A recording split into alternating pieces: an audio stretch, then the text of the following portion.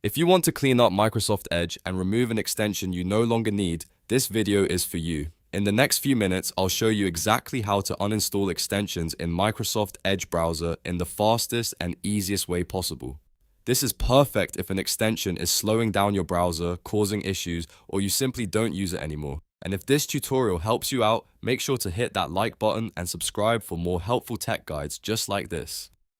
Alright, let's jump right in. First, open Microsoft Edge and look at the top right area of your browser, right next to the address bar. This is where you'll usually find your extension icons. If the extension you want to remove is visible there, that's the easiest place to start. Once you spot the extension, click the three dots on that extension icon. This will open a small menu with a few options for managing that specific extension. From that menu, look for the option that says Remove. Click Remove and Edge will ask you to confirm that you want to uninstall the extension. Go ahead and confirm the removal. Once you do that, the extension will be deleted from Microsoft Edge and it will no longer appear in your browser toolbar. If you don't see the extension icon right away, don't worry. Some extensions may be hidden under the puzzle piece or extensions menu near the top right corner of Edge. In that case, click the extensions area, find the extension you want to uninstall, then click the three dots next to it and choose Remove from there.